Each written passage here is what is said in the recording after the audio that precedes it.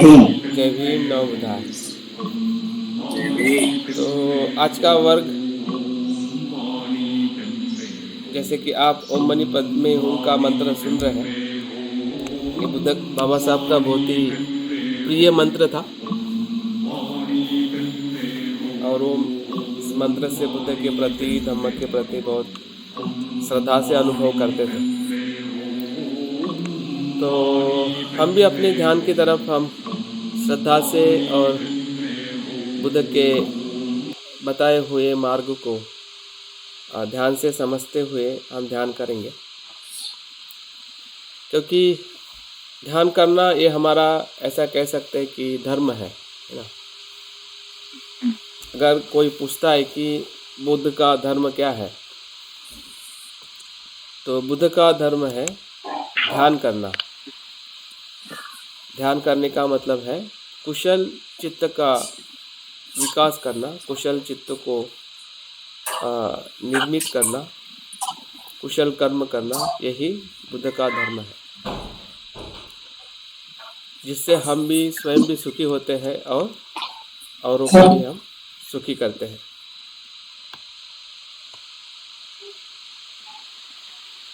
तो मैं उम्मीद करता हूँ कि आप सभी आज के ध्यान के लिए शरीर और मन से पूरी तरह से यहाँ उपस्थित हैं। और जैसे कि अभी तक हमने ध्यान को थोड़ा और गहरा करने का हमने निरंतर प्रयास किया है, और कुछ जानकारी आपको मैंने बार बार दी भी हुई है कि ध्यान को और कैसा गहरा किया जाए, जिसे हम परिणाम कारक ध्यान कहते हैं। क्योंकि परिणाम कारक ध्यान ही हमें विकास के तरफ लेके जा सकता है। अगर ध्यान में परिणाम कारकता ना हो या उसका इफेक्ट अगर हम देख नहीं पाए, तो फिर वो ध्यान हमें ज़्यादा समय तक आगे ले जाने के लिए मदद नहीं करता है। और मैं उम्मीद करता हूँ कि आप सभी कहीं ना कहीं आपके ध्यान के लिए काफ़ी प्रामाणिक प्रयास कर रहे हैं, निरंतर प्रयास कर रहे हैं। और कुछ भी दिक्कतें आ रही है, समय की हो, आपके शरीर की हो, आपके परिवार से जो भी समस्याएं आती है, वहाँ से भी हमें कहीं ना कहीं ध्यान करने में दिक्कतें आती है, जिसे हम काम छंद कहते हैं या द्वेष कहते हैं। द्वेष और काम छंद हमेशा हमारे रोज के व्यवहार है, रोज के संबंध है, रोज के कार्य है, जो पसंद होते हैं तो उसके प्रति हम ज़्यादा आसक्त हो जाते हैं, और जो पसंद नहीं आते हैं व्यक्ति, परिस्थिति, उसके प्रति हमें हमेशा कहीं ना कहीं, भले द्वेष बाहर ना भी निकलता हो, लेकिन मन में कहीं ना कहीं एक रुकावट सी है, या कुछ नापसंदगी है, या मन के भीतर ऐसी बातें चलती रहती है। तो वही हमारे ध्यान के अंदर प्रत्यक्ष कभी कभी दिखाई नहीं देता है, लेकिन भीतर कहीं ना कहीं वो अपना काम करते रहता है। तो ऐसे चीज़ों को भी हमें जानना है, पहचानना है। और कहीं ना कहीं आप लोग अगर डायरी मेंटेन कर रहे हैं, तो एक डायरी एक आपके लिए एक ऐसी गुरु किल्ली है या गाइड पाथ है कि आप अपने आप को बेहतरीन तरीके से जान सकते हैं। जितना आप मेरे सुनने से जानने का प्रयास कर रहे हैं, या हम सभी बुद्ध को या बुद्ध के धम्म को अध्ययन करते हुए जानने का प्रयास कर रहे हैं, उससे भी कहीं ज़्यादा हम अपने प्रयास से अपने आप को जान सकते हैं।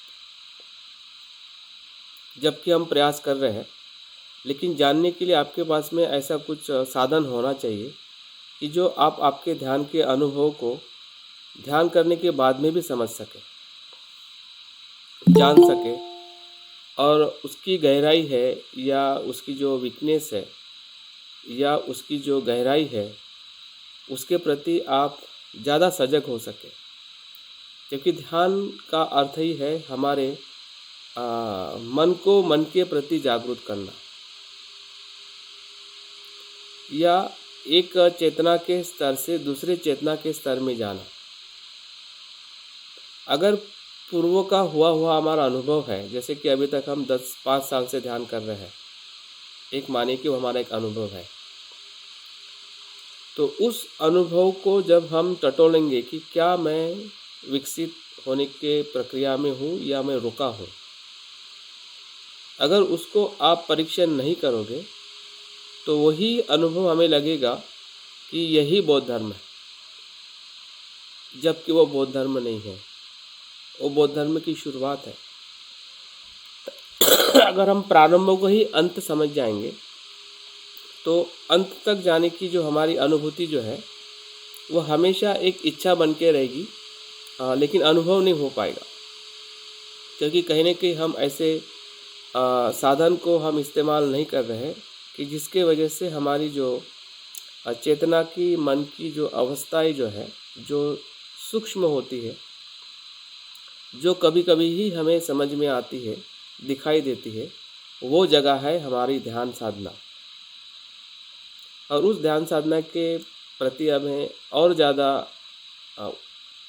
ऊंचाई की तरफ ले जाना है। ऊंचाई की तरफ मतलब और गहराई की तरफ ले जाना है, सूक्ष्मता की तरफ ले जाना है।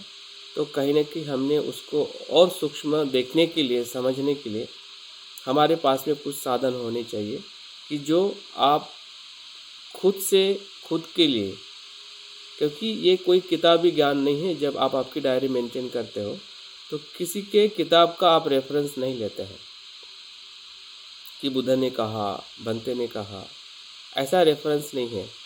वो आपका खुद का अनुभव है कि आपको द्वेष आया, आपको कामचंदा आया, मुझे इस प्रकार के कामचंद ने ज़्यादा परेशान किया, या मैं इस ध्यान की अवस्था में मैंने ये अनुभव किया। वो आपका ज्ञान है। और ऐसा कहते हैं कि जो भी ज्ञान हम लेते हैं पूरे जीवन में अलग अलग माध्यम से, जैसे कि हम किताबों को पढ़ के ज्ञान लेते हैं, किसी का टॉक सुन के ज्ञान लेते हैं, आजकल इंटरनेट अपने आप में ज्ञान का महासागर है, या ऐसी बहुत सारी चीज़ें हैं जहाँ से हम ज्ञान हमेशा लेते हैं, सीखते रहते हैं। लेकिन इन सभी ज्ञान के जितने भी स्रोत हैं, उन सभी स्रोतों से सबसे बड़ा स्रोत जो है वो हमारा खुद का मन है। अगर आप कंपेयर करते हैं कि जो ज्ञान आप बाहर से ले रहे हैं, जो हमें समझ में आ रहा है, जो जानते हैं, तो वो जानना इतना पर्याप्त नहीं है। अगर हम अपने मन के ज्ञान को ही अगर इस्तेमाल ना करें तो देख सकते हैं कि कंपेरेटिव जो ज्ञान हमें मिल रहा है उससे कई गुना ज्ञान का भंडार हमारे स्वयं के मन के अस्तित्व में ही है। या स्वयं के मन का जो स्वभाव है, या उसकी जो अलग अलग चैतसिक है, या उसके धर्म है, उसी को ही धर्म कहते हैं। चैतसिक है, विचार है, या जो उसके अलग अलग प्रक्रिया में आने वाले तत्व है, जो कुशल है, अकुशल है। तो इन सभी तत्वों को जानना या उसके प्रति समझना, उसका इस्तेमाल करना। अगर आप लिखोगे नहीं तो समझोगे नहीं, और समझोगे नहीं तो उसको पूरी तरह से अपने आचरण का हिस्सा बना नहीं पाओगे। लिखोगे तो कहीं ना कहीं लिखने से आपको पढ़ने के बाद कुछ न कुछ जानकारी आपको सही मिलेगी कि हाँ, मेरा स्वभाव ऐसा है, क्योंकि ये बार बार रिपीट हो रहा है। अभी कोई आपको कहता है कि आपको द्वेष आता है, और आप कहते हैं कि मुझे द्वेष नहीं आता है। आपको कोई कहता है कि आपको द्वेष आता है, और आप कहते हैं कि नहीं, मुझे द्वेष नहीं आता, मैं तो मैत्री भावना करता हूँ।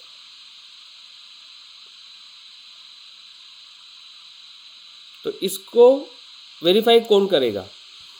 क्या आप उनके बात पे आप यकीन करोगे, या फिर आप अपनी बात पे यकीन करोगे? तो दोनों को बात पे यकीन करना दोनों भी गलत है।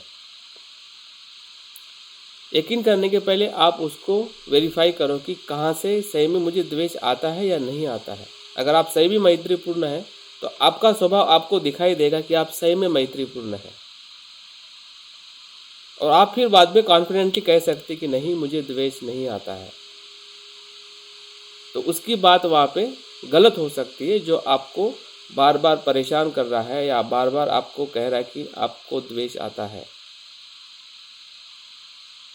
अगर ऐसा है, द्वेष आता है, तो वो भी आपको दिखाई देगा किसी न किसी जगह पे। जैसे जैसे आप उसको आपकी डायरी में देखोगे, मेंटेन करोगे, तो आपको उसकी जो, भले वो द्वेष के स्वभाव में नहीं हो, हाँ, कभी कभी वो लोभ के स्वभाव में भी द्वेष रहता है। हम इसलिए द्वेष नहीं करते क्योंकि कुछ बात हमें उनसे करवानी होती है। वैसे तो द्वेष हमें बच्चे का भी आता है, पति का भी आता है, दोस्तों का भी आता है, लेकिन हम उसमें सुरक्षितता देखते हैं, इसलिए द्वेष नहीं करते हैं। लेकिन द्वेष तो भीतर से होता है, लेकिन बार बार आएगा तो आपको दिखाई देगा। वो आलस में भी जा सकता है, वो चिंता में भी परिवर्तित हो सकता है। अगर आपको बार बार किसी चीज़ की अगर चिंता हो रही है, किसी व्यक्ति के लिए, किसी परिस्थिति के लिए, और आप कहते हैं कि मुझ में द्वेष नहीं है, तो ऐसा नहीं हो सकता है। अगर चिंता भी आ रही है तो उसके पीछे भी कोई ना कोई द्वेष और आपकी आसक्ति छुपी हुई है। तो ये कब पता चलेगा? कि जब आप उसको एक एक शब्द में उसको लिख के रखोगे, और बाद में जब भी हमें ज़्यादा समय मिलता है, उसके बारे में उसका अवलोकन करोगे कि मेरा ध्यान किस प्रकार से आगे बढ़ रहा है। क्योंकि इसका अनुभव, एक्सपेरिमेंट मैंने खुद अपने आध्यात्मिक जीवन में मैंने किया है। आज मुझे करने की ज़रूरत नहीं है, क्योंकि मुझे चीज़ें समझ में आने लगी है। अभी मुझे डायरी मेंटेन करने की ज़रूरत नहीं पड़ती है, लेकिन फिर भी कभी कभी मैं चीज़ों को लिखता हूँ। लेकिन शुरुआत के दौर पे जब मैं ध्यान की तरफ बढ़ा और ध्यान को और गहराई में मैं सीखना चाहा, तो उसमें मुझे मेरी डायरी ने बहुत मदद की है। और अभी भी जब मैं डायरी को पढ़ता हूँ, तो मेरे स्वभाव को देख के, मेरे परिवर्तन को देख के मुझे बहुत अच्छा लगता है। बुरा भी लगता है, क्योंकि बुरी चीज़ें भी मेरे मन में थी, विचारों में थी, हाँ? लेकिन वो बुराई जो है कैसे बदल सकती है, बदलाई जा सकती है, हाँ, उससे भी मुझे बहुत प्रेरणा मिलती है। तो ये प्रेरणा, ये श्रद्धा, इसी को ही प्रज्ञा कहते हैं। जिसे हम कहते हैं कि मुझे बुद्ध के प्रति श्रद्धा है, तो बुद्ध को देख के श्रद्धा होना और अपने अनुभव से श्रद्धा होना, दोनों चीज़ अलग है। बाहर से आने वाली श्रद्धा जो है वो सामाजिक श्रद्धा है, लेकिन जब भीतर से आती है वो आपकी एक प्रज्ञा की, एक बुद्धि से आने वाली श्रद्धा होती है। और वही श्रद्धा बौद्ध धर्म में श्रद्धा है, हाँ?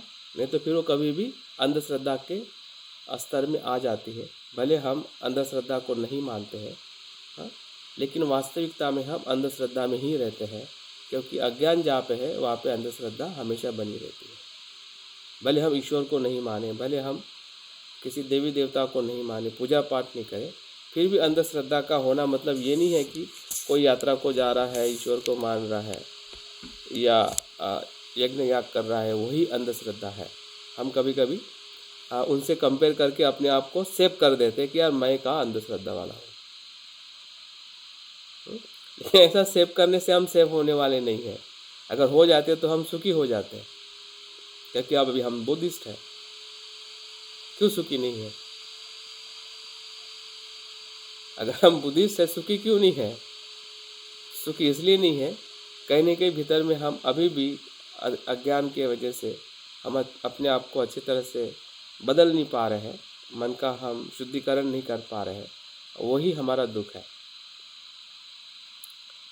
और उस दुख को जानना मतलब हमारे मन को जानना। तो पिछली बार मैंने कुछ मन को लेके कुछ बातें की थी, शायद हमने ध्यान भी किया था, जिसे हम विनियत जो चित्त जो है, विनियत चैतसिक जो है, ये बहुत ही महत्वपूर्ण है। विनियत चैतसिक ऐसी हमारी शक्ति है जिससे हम मन को कुशल भी कर सकते हैं और अकुशल भी बना सकते हैं। इतनी ताकत है उसमें, इसलिए उसको विनियत चैतसिक कहते हैं कि वो हमेशा हमारे विशिष्ट किए जाने वाले कर्म के साथ रहता है। विशिष्ट साधारण कर्म में तो जो हमेशा रहते हैं वो सर्वत्रक चैतसिक है, जो हमने 5 पहले देखे थे। उसको विशेष कर्म करने की ज़रूरत नहीं है, वो हमेशा बने रहते हैं। हर क्षण में बने रहते हैं, सभी के साथ बने रहते हैं। लेकिन ये जो 5 जो विशेष चित्त जो है, चैतसिक जो है, जो आप जानबूझ के कोई काम करते हो, जानबूझ के किया हुआ काम जो है वो कुशल भी हो सकता है और अकुशल भी हो सकता है। जैसे कि आप जानबूझ के किसी को किसी की हानि करना चाहते हैं, किसी का बुरा करना चाहते हैं, किसी के साथ झगड़ा करना चाहते हैं, किसी को फंसाना चाहते हैं, या कुछ भी आप कर सकते हैं जो अकुशल कर्म में आता है। उसमें भी ये चैतसिक की ज़रूरत होती है। यही चैतसिक इंसान को आतंकवादी भी बना देते हैं, क्योंकि उसमें उतनी ताकत है। वो लोग, हमें कभी कभी लगता है कि लोग इतने बुरे क्यों हो जाते हैं, कि उसको इतना भी भान नहीं होता है कि ये इंसान है, मेरे जैसा ही है, क्योंकि ये चैतसिक इंसान को पूरी तरह से उसमें परिवर्तित हो जाते हैं और अपने अस्तित्व को पूरी तरह से वो घुमा बैठते हैं। तो ये इसलिए बुद्ध ने कहा कि मन ही मित्र है, मन ही शत्रु है। धम्मपद की पहली ही गाथा में बुद्धिज्म का पूरा सार है, और उसी सार से जगह अगर हम अपने ध्यान के आचरण को हम ढूंढेंगे कि जो मैं ध्यान कर रहा हूँ, तो क्या मुझे मेरे मन की बातों का मुझे बोध हो रहा है क्या? मैं जो भी आचरण कर रहा हूँ उस आचरण के अंदर क्या मुझे अपने मन का बोध हो रहा है क्या? दोनों जगह पे देखना है, क्योंकि हमारा जीवन दोनों जगह पे है। जब आप ध्यान करते हो और जब आप ध्यान के अलावा हमारा जीवन जीते हैं, उसमें भी इसी ही चैतसिक से कार्य होता है। अभी वहाँ पे अलग चैतसिक होता है, यहाँ पे अलग होता है, ऐसा नहीं है।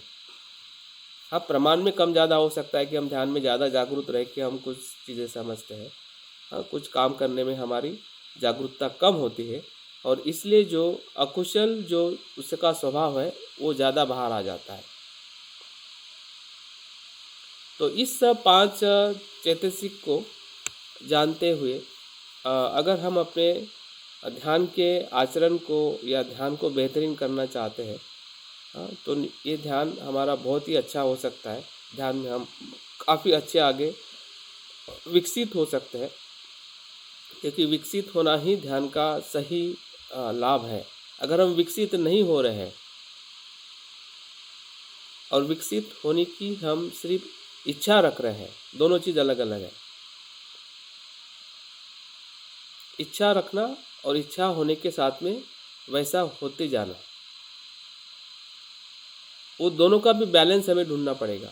अगर मैं जब बौद्ध बना या जब मैं मित्र बना, तब मेरी इच्छा थी कि मुझे बुद्ध जैसा बनना है। अभी हमारी इच्छा अस्पष्ट हो जाती है, क्योंकि हमें लगता है कि जो कर रहा हूँ ये अच्छा है, लेकिन क्या अच्छा है, कितना अच्छा हो रहा है, क्या उस इच्छा के तरफ मैं विकसित हो रहा हूँ क्या? उसका जो बार बार अवलोकन है, परीक्षण है, गलतियाँ है, उसमें सुधार है, हाँ? और सुधार करने की जो नई नई जो बातें हैं कि जो हमारे भीतर से ही हमारे जीवन में हम निर्माण कर सकते हैं। हमारे जीवन को देखने के जो तरीके जो है अलग अलग रखने चाहिए। हर एक तरीका हर समय में हर जगह पे इस्तेमाल नहीं हो सकता, तो आपको ढूंढना पड़ेगा, क्योंकि आपका हर एक इंसान यूनिक है। जो मैं करूँगा वैसे आप करने से आपको वो चीज़ वैसे ही पता चल जाएगी, ऐसा बिल्कुल नहीं है। हाँ, थोड़ा आपको मदद मिल सकती है, लेकिन बाद में फिर आपने खुद अपने आप में ढूंढना चाहिए, मेरी आवश्यकता क्या है, मैं किस स्थिति में हूँ, मैं क्या अपने आप को देख पा रहा हूँ, समझ पा रहा हूँ, मेरे मन के बारे में मैं कैसे जान पा रहा हूँ। इधर जान लाना, वहाँ से आपका सही उस उद्देश्य की तरफ जाने की प्रक्रिया है। अगर उस प्रक्रिया को अगर हमें समझना है, तो ये 5 चैतसिक को हमें ध्यान के भीतर भी ढूंढना पड़ेगा, जो अभी हम सराव करने वाले हैं, और ध्यान के बाहर भी जो हम कृति करते हैं, उस कृति में भी ढूंढना पड़ेगा, समझना पड़ेगा कि हाँ, जब मैं कर्म कर रहा हूँ इसमें मैं जो विशेष का मतलब है जागृति से मैं कर्म कर रहा हूँ। अगर आप द्वेष भी कर रहे हैं तो आप जागृति से द्वेष कर रहे हैं। आपको पता चल रहा है कि मैं द्वेष कर रहा हूँ, मैं जान रहा हूँ कि मुझे इस प्रकार की इच्छा हो रही है। हाँ? मैं सोच समझ के द्वेष कर रहा हूँ और उसके परिणाम के लिए भी मैं अपने आप को तैयार कर रहा हूँ। तो आपको बुराई करते करते ही आपकी बुराई छूट जाएगी। बुराई करते करते ही बुराई आपका मन करने ही नहीं देगा, क्योंकि आप वहाँ पे देख रहे हैं। जब तक नहीं देखते हैं तब तक बुरा मन हमेशा बुरा करने में ही अच्छा ही देखता है। उसी को ही कहते हैं विपर्यास। जो बुरा है उसको वो अच्छा समझने लगता है। फिर वो भोजन हो जो हम भोजन ले रहे हैं, जबकि वो हानिकारक भोजन है, लेकिन हम उसको वैसा नहीं देख रहे कि हानिकारक है, क्योंकि हम जागरूक नहीं है। हम भोजन को जो हम खा रहे हैं उसी को देख रहे हैं कि नहीं यही अच्छा है, जबकि वो कभी कभी हमारे शरीर में जहर का काम करता है, बीमारी का काम करता है, और हम वहाँ पे जागरूक नहीं हो रहे हैं।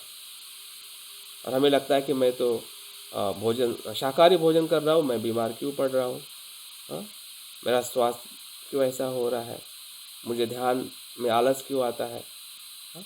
तो बहुत सारी चीज़ें हैं कि जब हम कर्म करते हैं तो हम अपने उस चैतसिक का अनुभव नहीं करते हैं, क्योंकि उस कर्म के पीछे वो चैतसिक उस समय में निर्माण होते हैं, हाँ? और वो निर्माण होके ही हम कर्म करते हैं।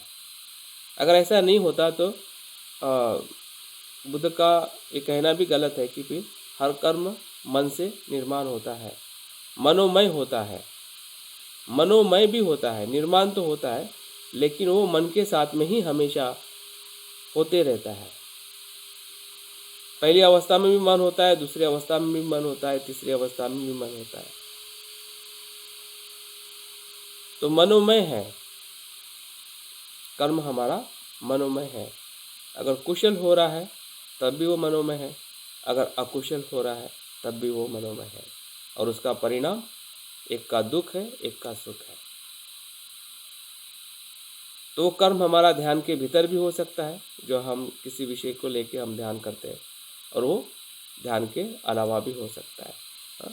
तो दोनों जगह पे हमें इस पांचों चैतसिकों को देखते हुए, जानते हुए अवलोकन करोगे तो ज़रूर हमें दिखाई देगा कि हमारे मन की जो सूक्ष्मता जो है वो हमारे आचरण में या ध्यान के सराव में देखना ही ध्यान की ऊंचाई की तरफ जाना है, हाँ?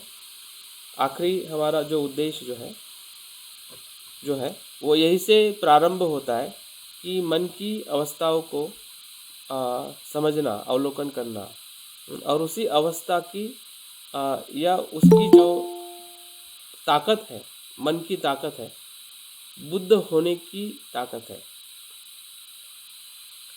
मन में जितने भी बीज है, भले वो कुशल कितने भी हो, अकुशल भी कितने हो, लेकिन कुशल बीज में वो ताकत है कि वो हमें बुद्ध की तरफ ले जाते हैं। तो बुद्ध की तरफ ले जाना वो हमारा उद्देश्य है, लेकिन उस उद्देश्य को प्राप्त करना मतलब इस बीजों को ढूंढना और उसको कल्टीवेट करना, जिसे हम भावना कहते हैं। अगर उस बीजों के बारे में अगर हमें थोड़ा भी अवलोकन बोध नहीं है तो आप उसको कल्टीवेट नहीं कर सकते,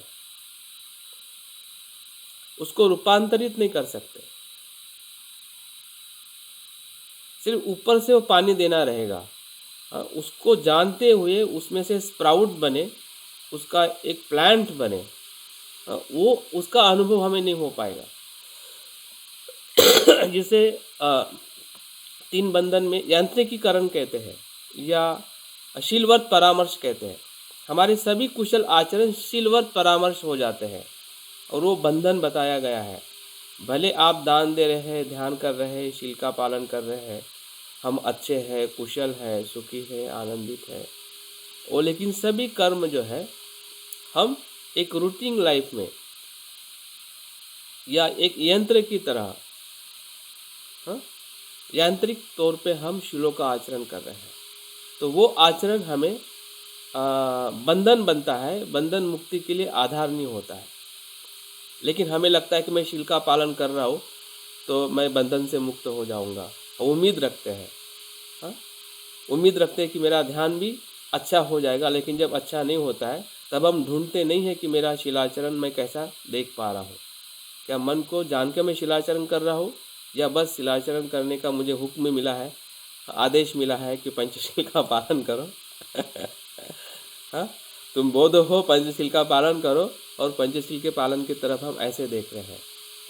तो हमारे देखने का जो उद्देश्य जो है, हाँ, वो सही में मन को देखते हुए आचरण करना, हाँ, वो ही सही आचरण का एक अनुभव हमें हम ध्यान में ले सकते हैं और ध्यान के बाहर भी ले सकते हैं, अगर हमें इस 5 चैतसिक को इस्तेमाल करना अगर हम सीखते हैं। तो ठीक है, ध्यान के अंदर हम अभी आगे बढ़ते हैं। मैं उम्मीद करता हूँ कि ये 5 चैतसिकों को मैं सिर्फ एक लिस्ट में बताता हूँ, बाद में हम इसका सराव करते हैं। पहला चैतसिक है छंद,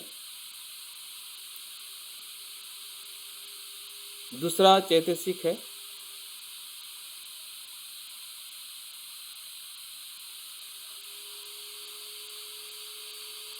पहला लिखा छंद, पहला छंद,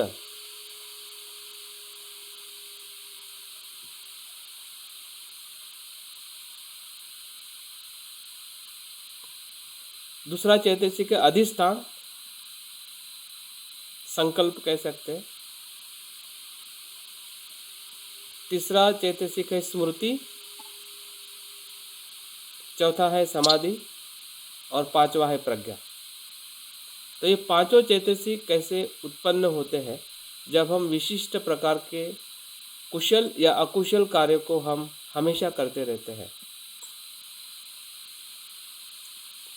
कुशल भी कार्य करते हैं तो हम जानबूझ के समझ के करते हैं कि मुझे दान देना है, तो उस समय ये 5 चैतसिक निर्माण होते ही है, और उसको इस्तेमाल करते हुए हमने दान है, शील है, ध्यान है, अगर उसका अगर हम सराव करते हुए अवलोकन करते हैं कि कितने प्रमाण में ये निर्माण हो रहे हैं और उसको मैंने कैसे इस्तेमाल करना चाहिए, तो हमारा हर एक कर्म जो है बहुत ही बेहतरीन तरीके से हो सकता है, और उसका आनंद भी हमें एक अलग मिलेगा, जो आनंद हमें शायद हम जो सामान्य तरीके से अच्छे कर्म करते हैं उसमें हमें वो आनंद नहीं मिलता है।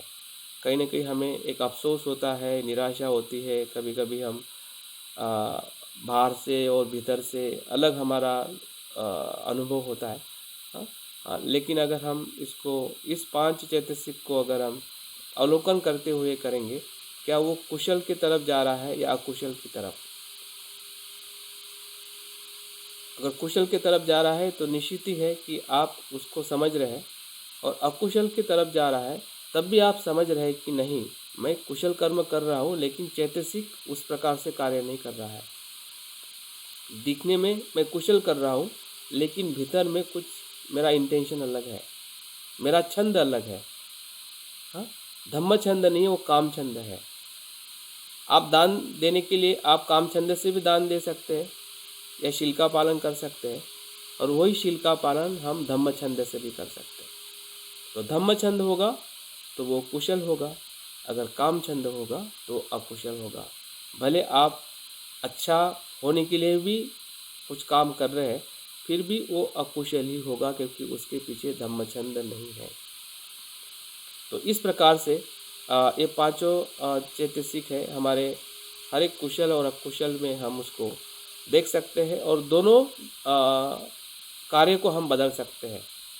अगर अकुशल हमारा मन है तो अकुशल को कुशल में परिवर्तित कर सकते हैं, अगर कुशल है तो कुशल का और विकास कर सकते हैं। तो इसलिए हमें ज़्यादा चिंता करने की ज़रूरत नहीं है कि हमें अकुशल है तो हानिकारक है, ऐसा नहीं है, क्योंकि मन को इस्तेमाल करना ये हमारे हाथ में है। हम उसके निर्णायक है कि अकुशल को अकुशल की तरफ लेके जाए कि अकुशल को कुशलता में परिवर्तित किया जाए। हम उसके ड्राइवर हैं। अगर आप जानोगे तो ड्राइव करोगे, अगर नहीं जानोगे तो अपने आप ही वो बहते जाएंगे। अपने तरीके से वो सोचेंगे, अपने तरीके से ही वो मन काम करेगा, और हमें उसका कुछ भी लाभ नहीं हो पाएगा, भले हम ध्यान कितना भी करें, लेकिन अगर हमें लाभ लेना है ध्यान का और हमारे आध्यात्मिक जीवन का, तो हमने अपने इस 5 चैतसिकों को समझ के उसका सही इस्तेमाल करने के लिए हमने अपने आप को आगे लाना चाहिए।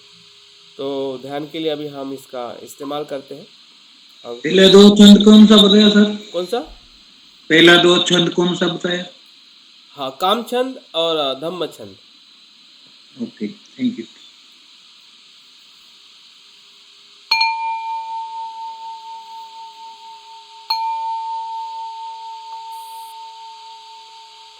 तो ध्यान के लिए अपने शरीर को तैयार रखें, थोड़े इसके ऊपर मैत्री करें।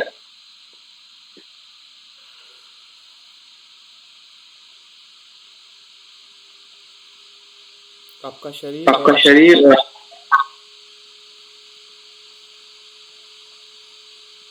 आप जो बैठक ले रहे हैं वो तनाव मुक्त है और सुखद ऐसी बैठक आप ले रहे हैं।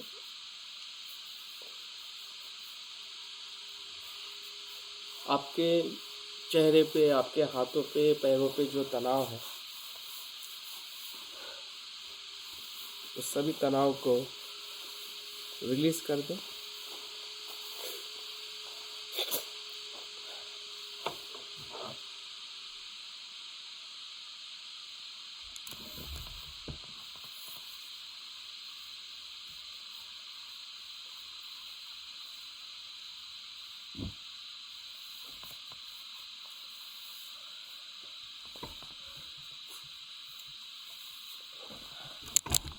आपके कुशन अगर आपने ली है, उस कुशन का भी अनुभव करते हुए धीरे धीरे आंखें बंद करें और पूरी बैठक का अवलोकन करें कि हम सुख से बैठे हैं।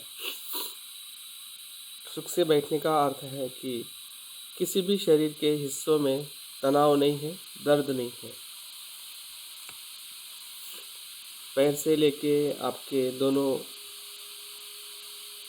हाथों पर, आपकी रीढ़, आपकी गर्दन पूरी तरह से सरल तनाव मुक्त है।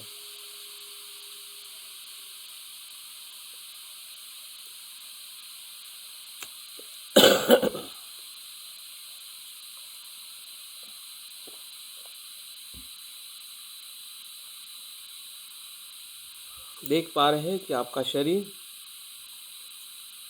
यहीं पर है जहाँ पे आपका मन है। आपका मन वहीं पर है जहाँ पे आपका शरीर है।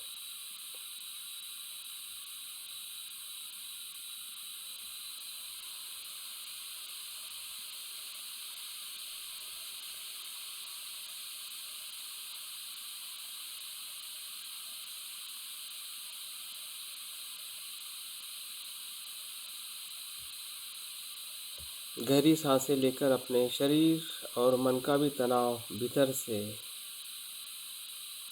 बाहर निकाल लीजिए।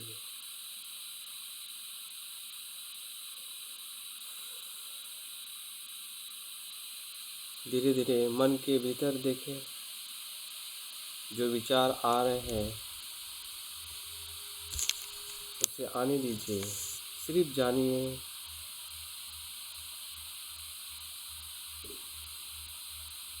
कि विचार सुखद है या दुखद।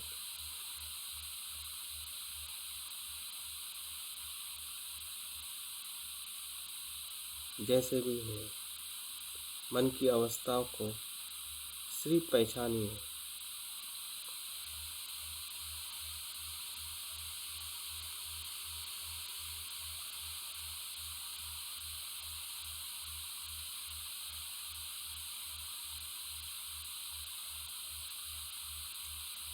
जो ध्यान हम करने जा रहे हैं वो आनापानसति ध्यान के माध्यम से हमारे पांचों विशेष चैतसिक का अनुभव करना है। उसके आधार पर आनापानसति ध्यान का सराव करना है।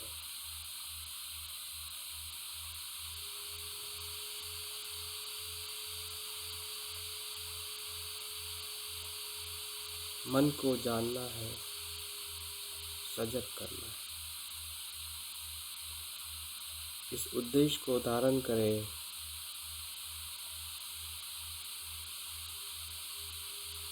और संकल्प करें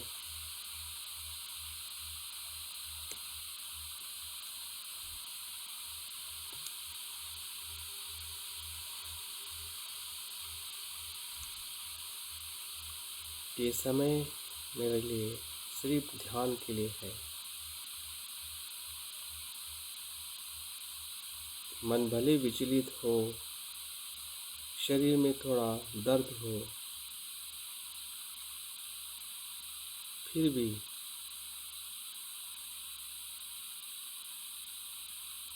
मैं ध्यान करने का प्रयास करूं।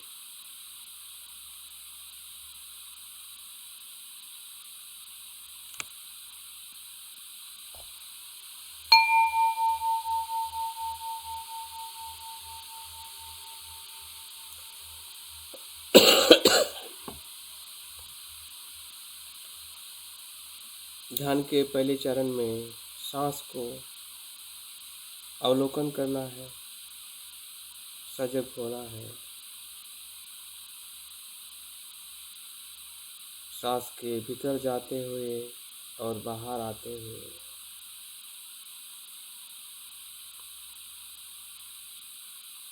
सांसों को सजगता से देखना है।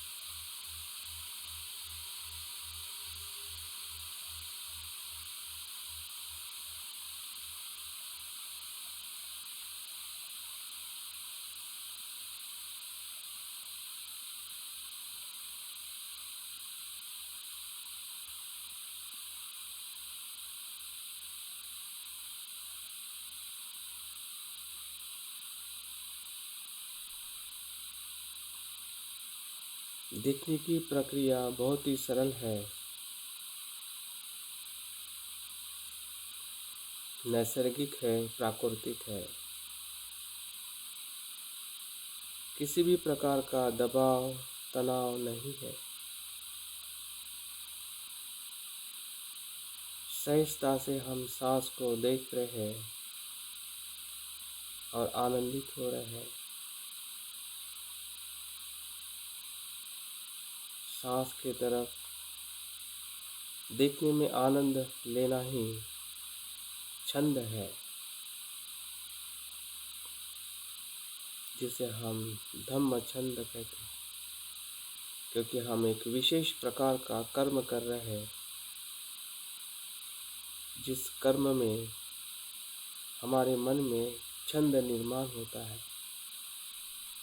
जिसे हम इच्छा कहते हैं।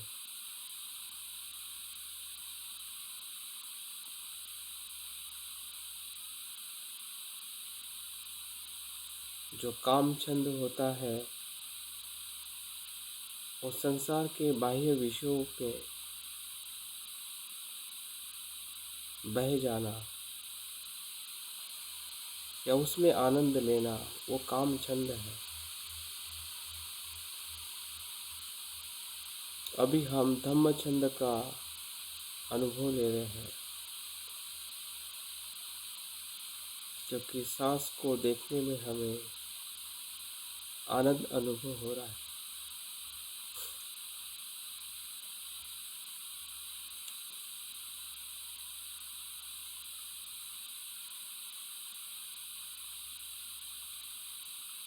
इस क्षण में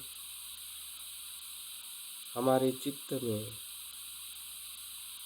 सांस को देखते देखते धम्म छंद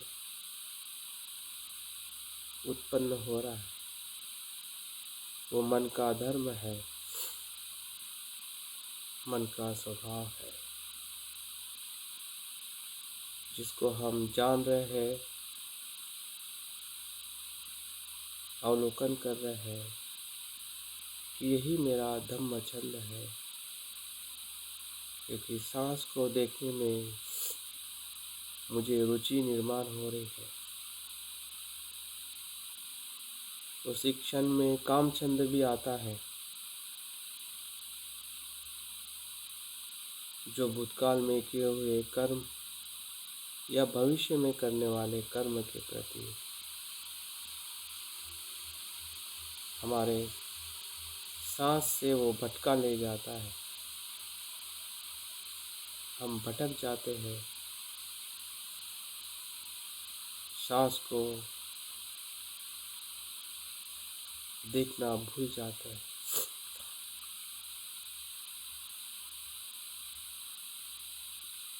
सांस को देखने में हमारी रुचि है,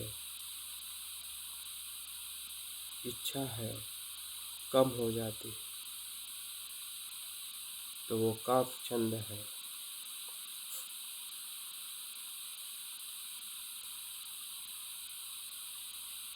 दोनों का अनुभव करें।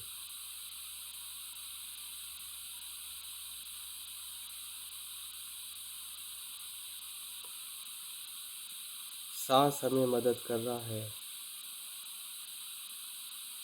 क्योंकि सांस हमेशा वर्तमान में है।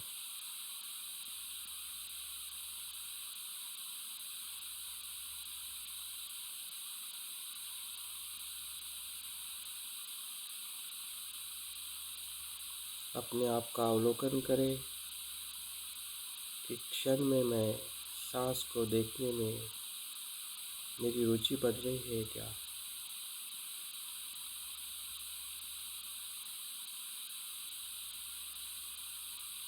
अपने आप से प्रामाणिक रहे। अगर बढ़ रही है तो वैसा देखें, अगर नहीं बढ़ रही है तब भी उसको वैसा देखें।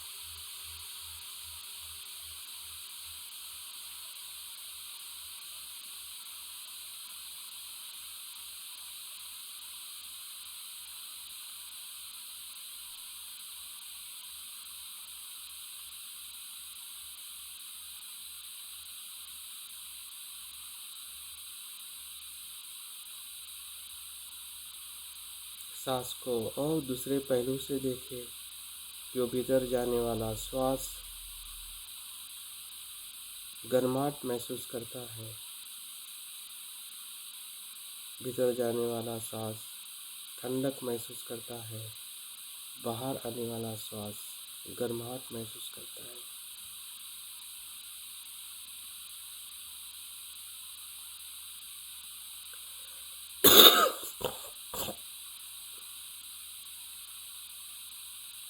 सांस के प्रति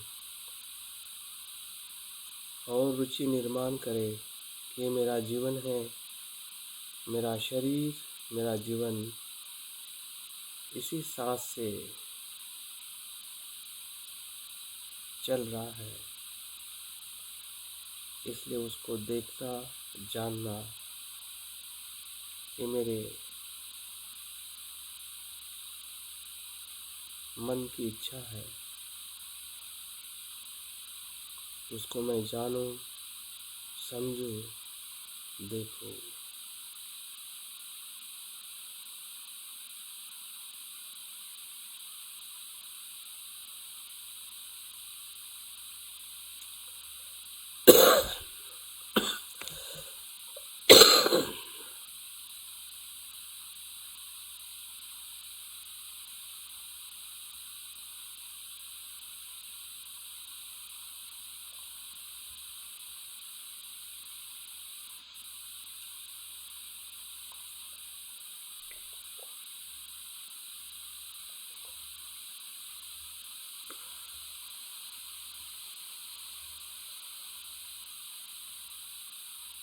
अगर मन भटक रहा है तो समझ जाइए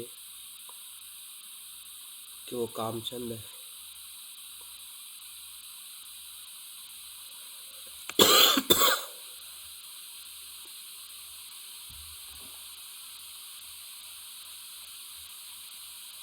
जैसे आपने जाना कि वो कामचंद है, तो वैसी आपकी स्मृति सांस की तरफ फिर से आ जाती है।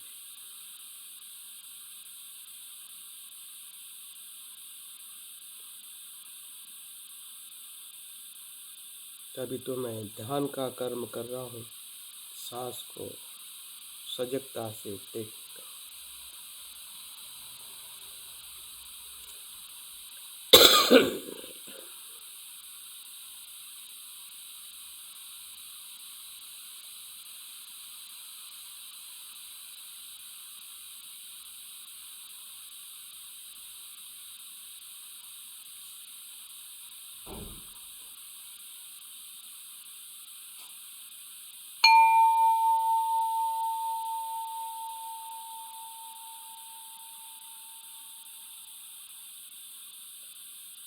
सांस के प्रति अभी हमारी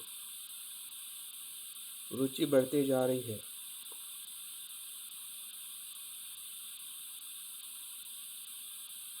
देखिए, सांस की पूरी प्रक्रिया का अनुभव करें। सांस नाक से स्पर्श करते हुए, गले को स्पर्श करते हुए आपके नाभि को स्पर्श कर रहा है। आने वाला श्वास और जाने वाला श्वास, उसकी संपूर्ण प्रक्रिया का अनुभव करें।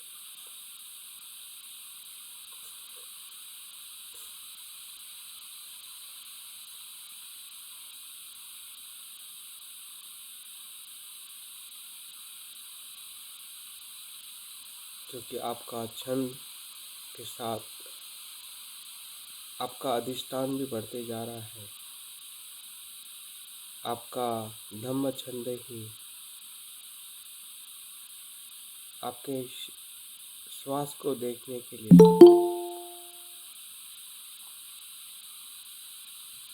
प्रतिज्ञाबद्ध हो रहा है।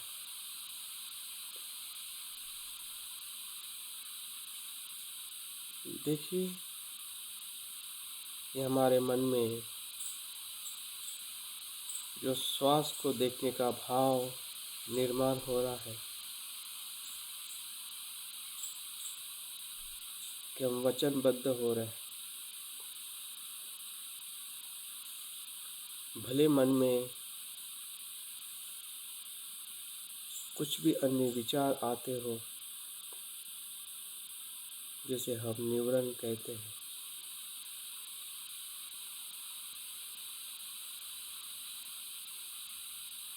उसको हम देख रहे हैं कि आते हैं और चले जाते हैं। मुझे तो मेरे धम्म छंद पर जो श्वास देखने का मुझे छंद चढ़ा है,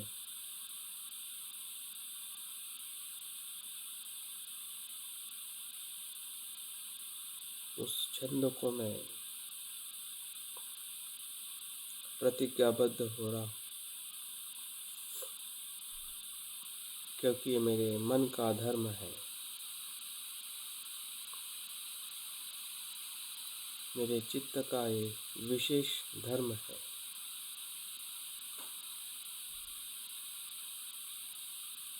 सांस को देखने में अधिष्ठित हो जाना,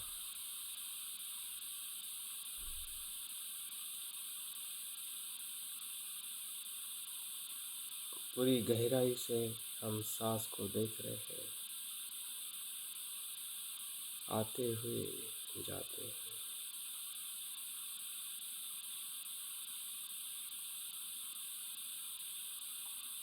अभी हमारे मन का भटकाव काफी हद तक कम हो रहा है, या हम भटक भी जाते हैं तो फिर से हमारा ये संकल्प हमें वापस आने में मदद करता है।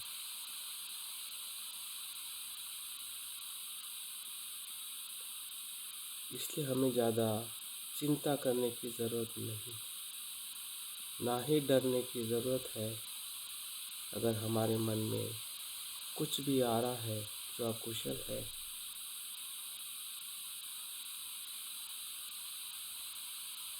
या न्यूरन है, क्योंकि हम धम्म छंद के साथ संकल्पबद्ध है। सांस को देखने में हमारी जो रुचि है और उद्देश्य के प्रति हमारा संकल्प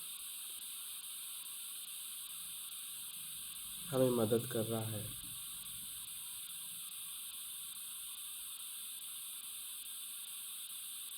हमारे अकुशल मन के साथ कुशल मन हम अनुभव कर रहे हैं। भले अकुशल मन के बादल हमें ज़्यादा बड़े दिखाई देते हो,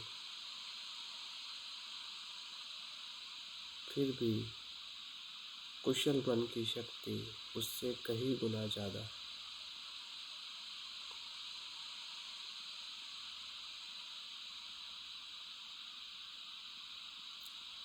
हमारी सांस की स्मृति उस कुशल चित्त को निर्माण करने के लिए मदद कर रही है। हम देख रहे हैं कि मेरा स्वभाव धम्म छंद का है।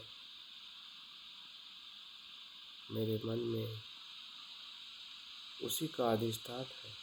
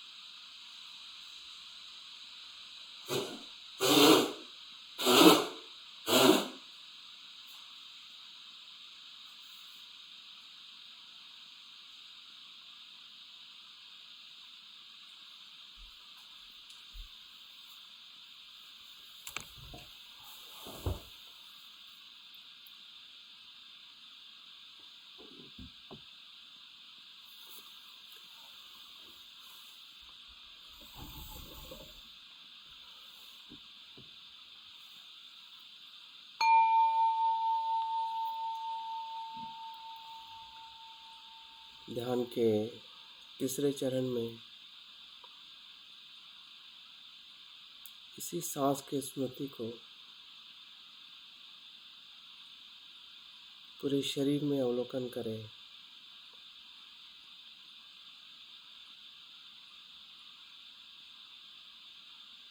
पूरे शरीर के प्रति सजग हो जाइए,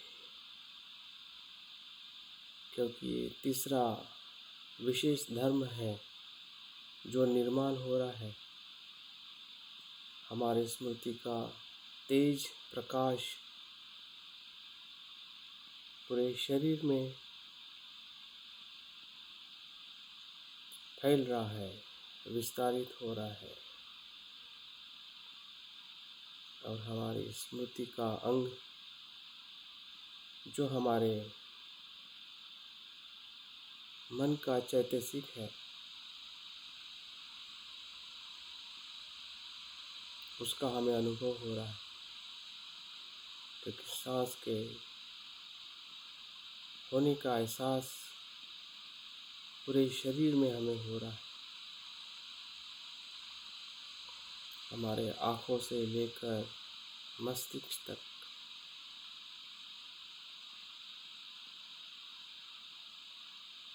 सिर से लेकर पैर तक,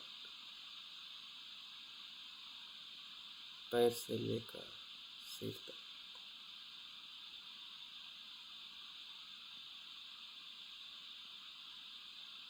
सांस का अनुभव, सांस की जागृति हमारे स्मृति को अनुभव करा रही है।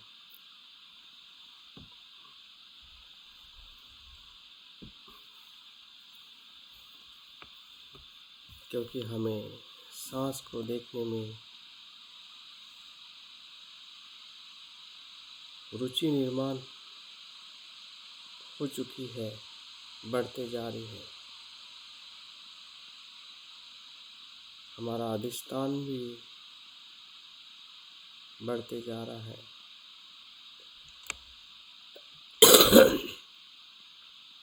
और हमारी स्मृति भी स्थिर हो रही है।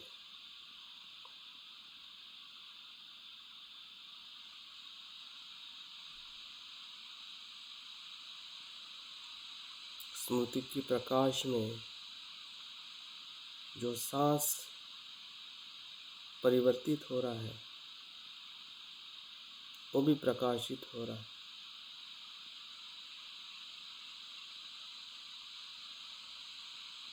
क्योंकि सांस जब भीतर जाता है तो वो वायु नहीं रहता है, वो जीवन बन जाता है।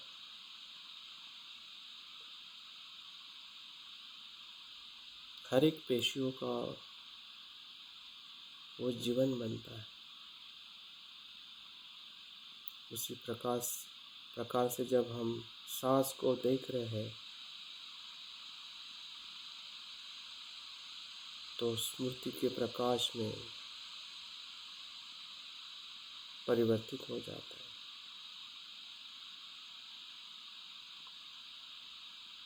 देखिए वो स्मृति का प्रकाश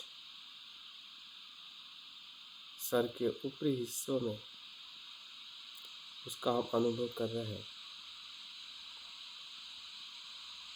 मस्तिष्क के हर एक पेशियों में, जिसे न्यूरॉन्स कहते हैं,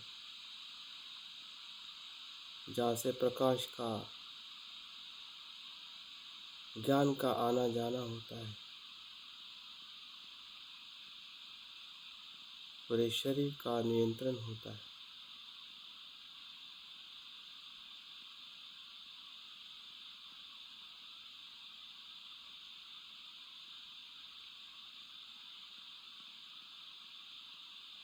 हमारे 6 इंद्रियों का अनुभव भी हमें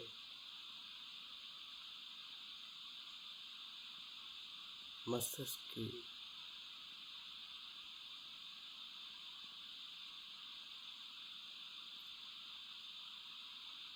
संरचना से होता है। तो पूरा मस्तिष्क, जिसे हम ब्रेन कहते हैं,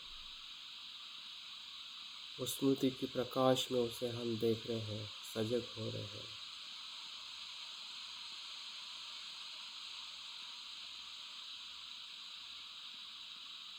हमारा पूरा चेहरा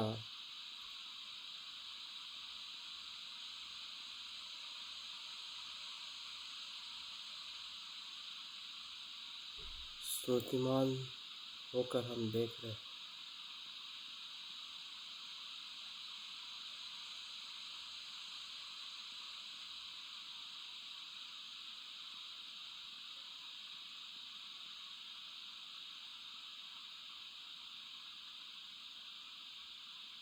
स्मृति से हमें इसका बोध हो रहा है कि सभी शरीर के भीतर के अवयव एक दूसरे को सहयोगी है।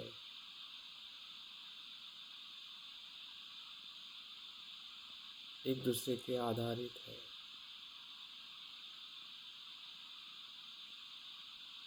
और हर एक पेशियों में सांस का आना जाना है।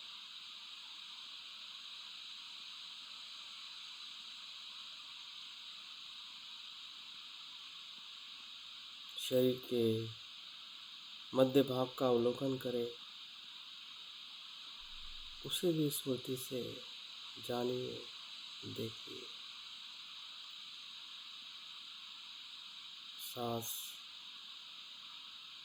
उस अंगों में भी जा रहे हैं, क्षण प्रति क्षण।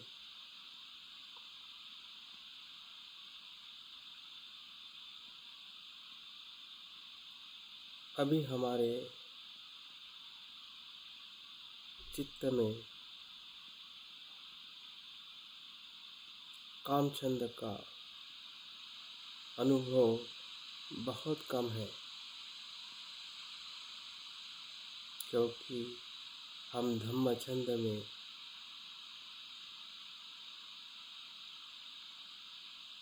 अधिक प्रभावित हुए हैं। हमारी स्मृति बढ़ती जा रही है। पूरे शरीर को हम सांस के माध्यम से अनुभव कर रहे हैं। देखिए, भीतर के जो हमारा मध्य भाग है, कंधों से लेके कमर तक, जहाँ जहाँ पे भी हम अवलोकन कर सकते हैं, अवलोकन करें, अनुभव करें स्मृति का, सजगता का। सांस को देखते देखते हम स्मृतिमान हो रहे हैं।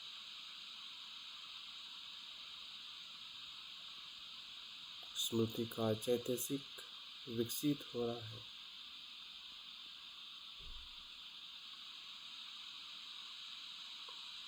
इसका हमें अनुभव हो रहा है। यही स्मृति है।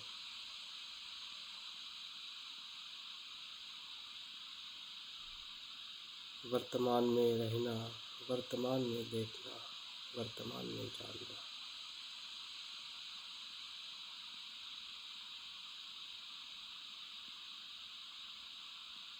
जो जैसा है वैसा देखना, वही स्मृति। देखिए, शरीर के सभी अंगों में सांस क्षण प्रतिक्षण आ रहा है, जा रहा है। उसी से उसका जीवन चक्र चल रहा है और उसे हम स्मृति से देख रहे हैं, सजगता से देख रहे हैं। क्योंकि सजगता से देखना ये मेरे मन का धर्म है।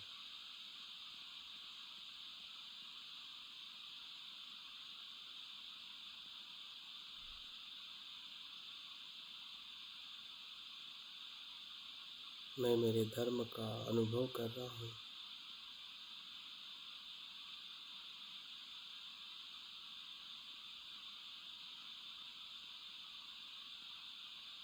शरीर का निचला हिस्सा देखिए, कमर से लेकर पैर तक।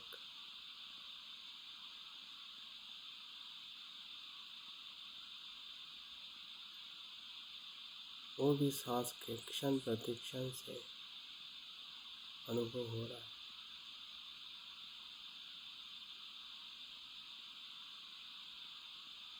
ऐसी कोई शरीर का अवयव नहीं है कि जो श्वास नहीं लेता।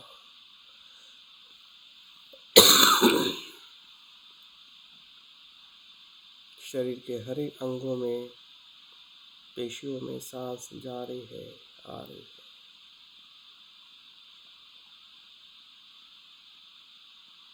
और हमारी स्मृति, हमारी सजगता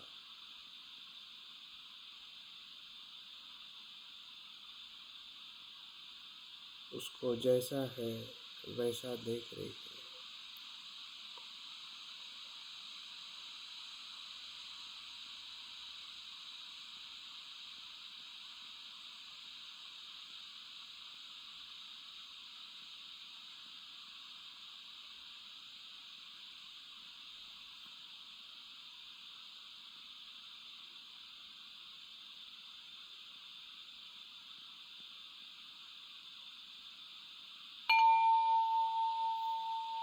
ध्यान के चौथे चरण में हम प्रवेश कर रहे हैं। यही स्मृति हमें समाधि में, एकाग्रता में रूपांतरित होती है। देखिए, आपका सांस का सूक्ष्म बिंदु जो नाक के आसपास स्पर्श कर रहा है, जहाँ से हमें एकाग्रता से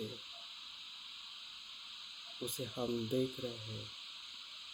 और ये एकाग्रता नैसर्गिक एकाग्रता है। अभी हमें सांस को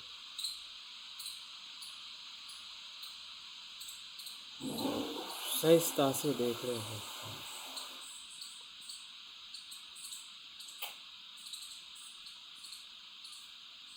किसी भी प्रकार का तनाव न रखते हुए हमारा मन सहज एकाग्र हो रहा है।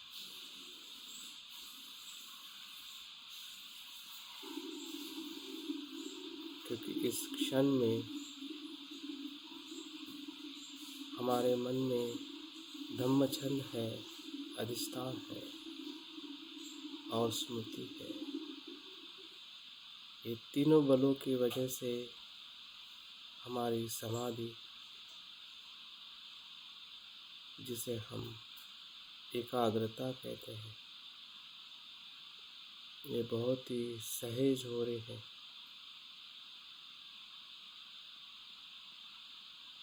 हमारे पांचों निवरण शांत हुए हैं।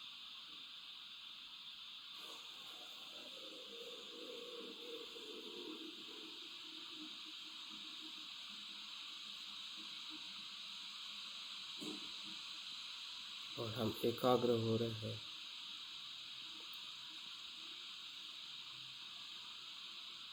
सांस की सूक्ष्म स्वरूप को देख रहे हैं।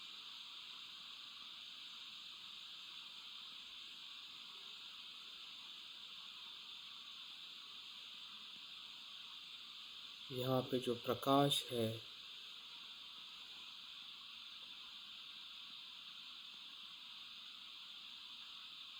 और गहरा हो रहा है।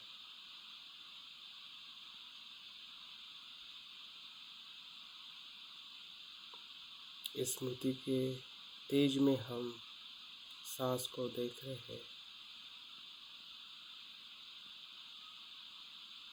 हमारी एकाग्रता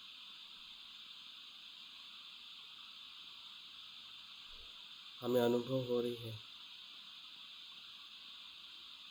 क्योंकि वो मेरे मन का धर्म है।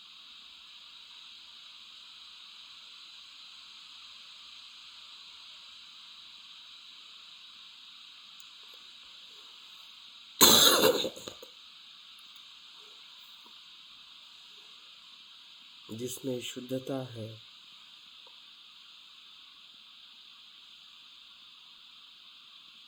सहजता है,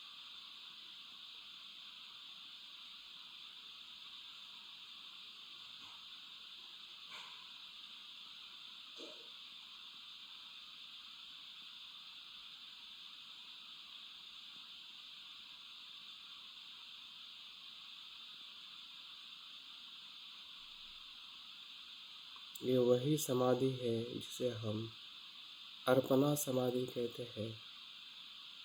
कि ध्यान की उच्च अवस्था,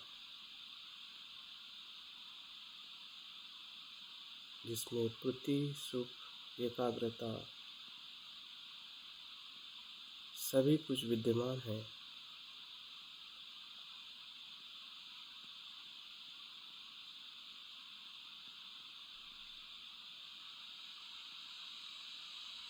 सब कुछ भीतर से आ रहा है, सहज आ रहा है। सहज हम मन को एकाग्र कर रहे हैं।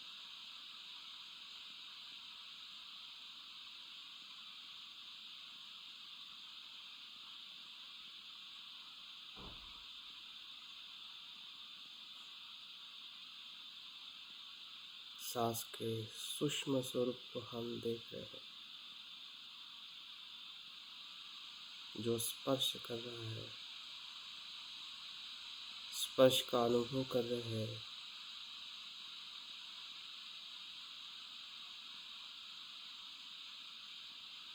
कि भीतर जाने वाला, बाहर आने वाला, दोनों स्पर्श क्षण प्रति क्षण बदलते जा रहे हैं।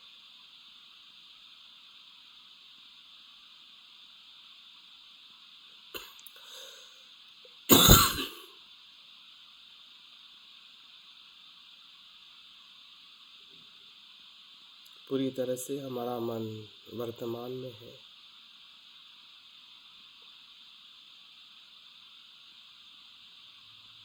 इसी क्षण में, अभी यहाँ।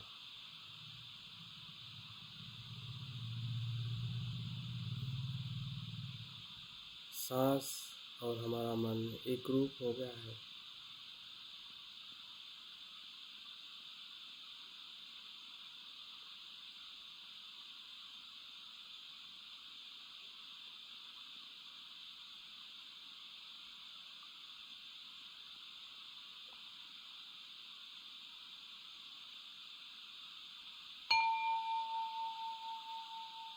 ध्यान के 5वें अंतिम चरण में प्रवेश करें। यही समाधि, यही एकाग्रता हमें प्रज्ञा का अनुभव करा रही है।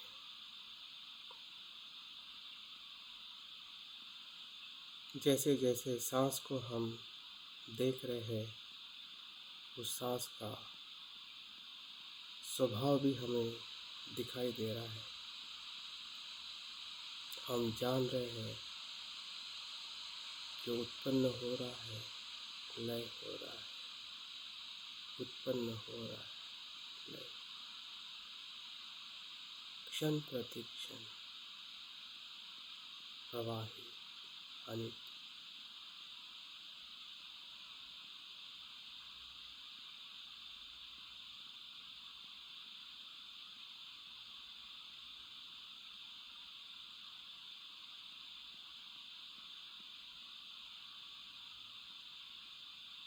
जो वेदनाएं निर्माण हो रही है, उस वेदना को भी हम देख रहे हैं।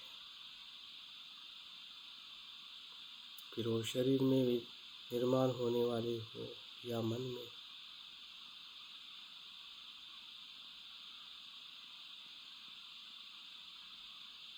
पसंद भी हो या नापसंद, जो भी वेदनाएं हो रही है, उसे भी हम प्रज्ञा से देख रहे, जैसे है वैसे।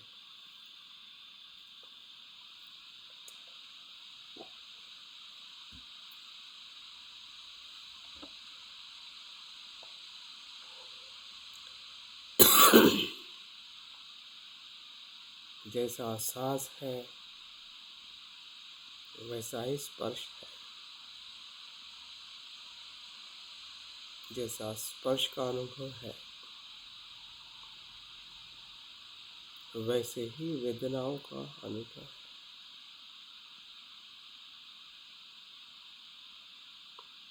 हमारी प्रज्ञा का धीरे धीरे विकास हो रहा है।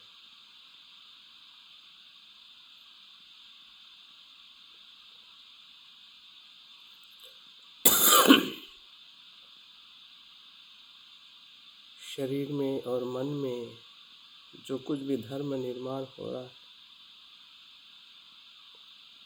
वो भले भूतकाल से हो, वर्तमान से हो या भविष्य काल में हो,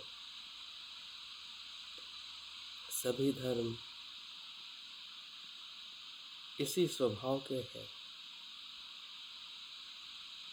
जो अभी हमें अनुभव हो रहा है। अनित्य, उत्पन्न होना और लय होना।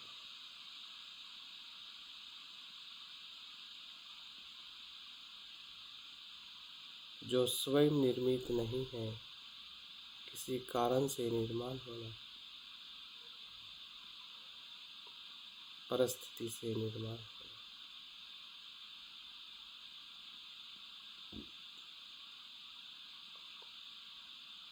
जिसमें ना हमारा कोई नियंत्रण है, ना नियंत्रण कर सकते, ना नियंत्रण करने,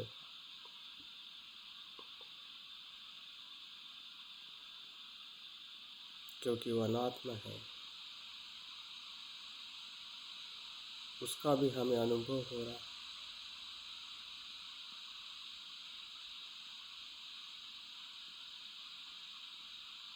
और जो अनात्मा है उसको मैं मेरा कैसे कह सकता हूँ।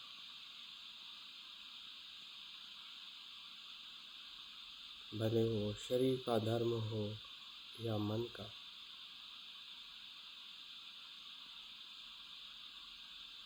तो यही प्रज्ञा हमारे स्व की आसक्ति से हमें मुक्त कर रही है।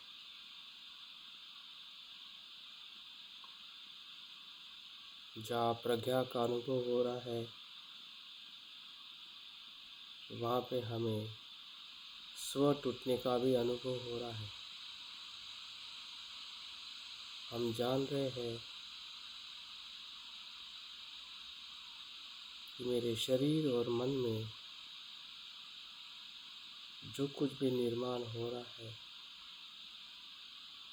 या हुआ था या होने वाला है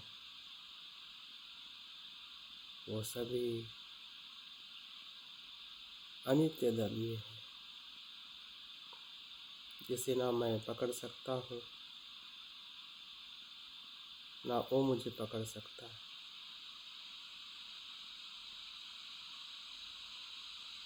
ना मैं उसे नियंत्रण कर सकता हूँ ना वो मुझे नियंत्रित कर सकता है।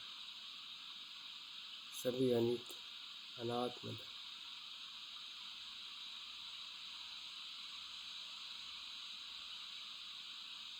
और इसी धर्म से हमारी जो आसक्ति है अपने शरीर और मन के प्रति, उससे हमें मुक्त होने का अनुभव हो रहा है।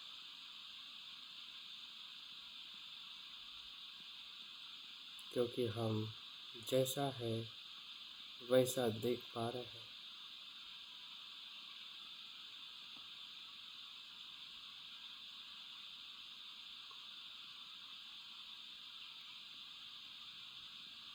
हमारा चैत्य धर्म हमें मदद कर रहा है कि हम देख सकते हैं,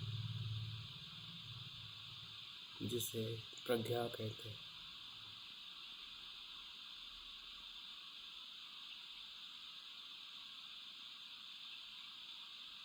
हमारा प्रज्ञा चक्षु विकसित हो रहा है।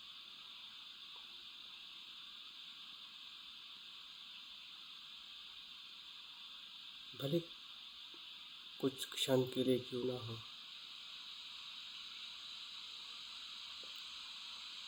महसूस करें।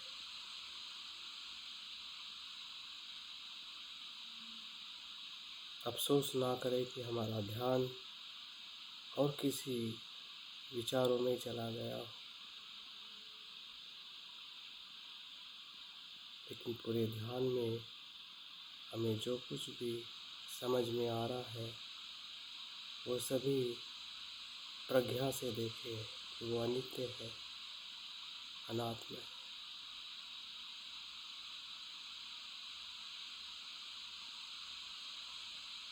और दुख कारक है।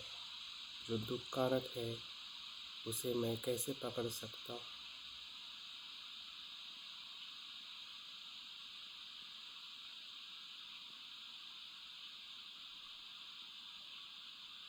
मैं तो सुखी होना चाहता हूँ।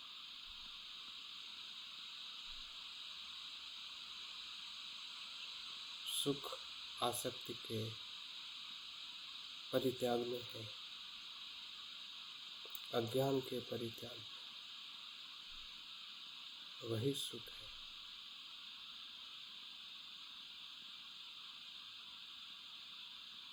तो प्रज्ञा से हमें बोध हो रहा है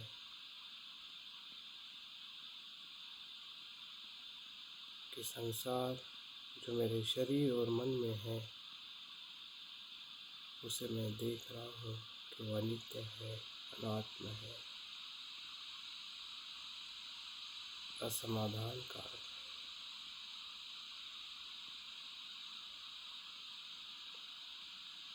यही प्रज्ञा है।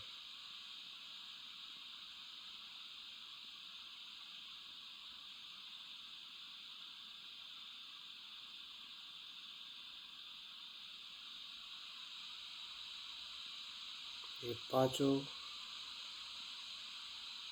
विशेष चैतसिक हमारे ध्यान के पूरी प्रक्रिया में निरंतर बने रहते हैं।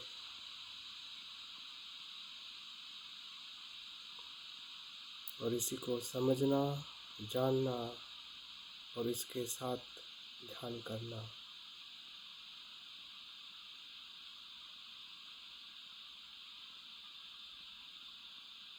हमारे मन का विकास करना है।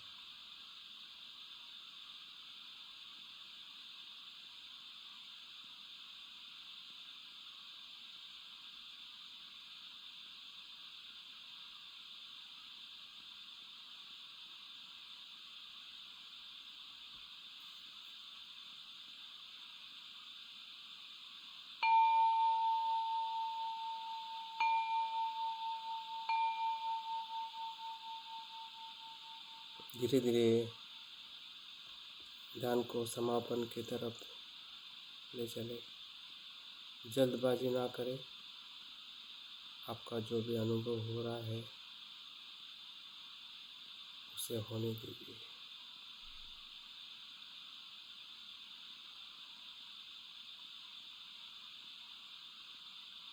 जो भी अनुभव से हम देख पा रहे हैं उसका अवलोकन करें और उस अनुभव से संकल्प करें। यही चैतसिक मेरे कुशल कर्मों को और समृद्ध कर सकते हैं और अकुशल कर्म से दूर रख सकते हैं।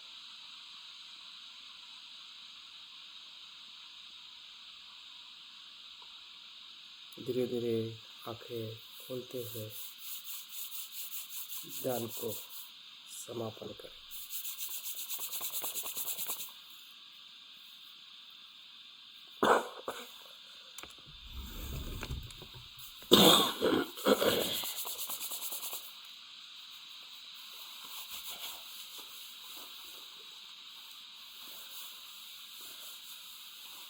तो मैं उम्मीद करता हूँ कि आपका आज का ध्यान अच्छा रहा होगा। किसी का थोड़ा अप डाउन भी रहा होगा क्योंकि हमारी सभी की मानसिक अवस्थाएं, परिस्थिति और हमारी समझदारी अलग अलग है। लेकिन ये चैत्य धर्म सभी के लिए एक समान है। मेरे लिए, आपके लिए, हम सभी के लिए। या बुद्ध ने भी जो बुद्धत्व प्राप्त किया है तो इसी चैतसिक को निर्माण करते हुए ही उन्होंने प्राप्त किया है। तभी तो हमें बताया जाता है कि हमारा मन की शक्ति है, जिस शक्ति से हम बुद्धत्व को प्राप्त कर सकते हैं, वो हमारा धर्म है। तो बुद्ध ने इसी धर्म की बात की है जो अभी हमने इस ध्यान के माध्यम से कुछ हद तक उसको देखा है, जाना है और थोड़ा हमारा अनुभव भी बिल्कुल रहा होगा, क्योंकि मन हमेशा अनुभव के साथ नहीं चलता है। कभी कभी हमें समझ में नहीं आता है कि मेरा अनुभव है, लेकिन अगर उसको आप बार बार देखोगे, ढूंढोगे तो आपको ज़रूर यकीन होगा कि ये मेरा ही अनुभव है जो मैं जान पा रहा हूँ, जिसको मैं धम्म छंद कहता हूँ, अधिष्ठान कहता हूँ, स्मृति कहता हूँ, समाधि कहता हूँ और प्रज्ञा कहता हूँ। तो बहुत बहुत धन्यवाद आपके इस आज के सुबह के सेशन के लिए। मैं यहाँ पे अपनी बात पूर्ण करता हूँ।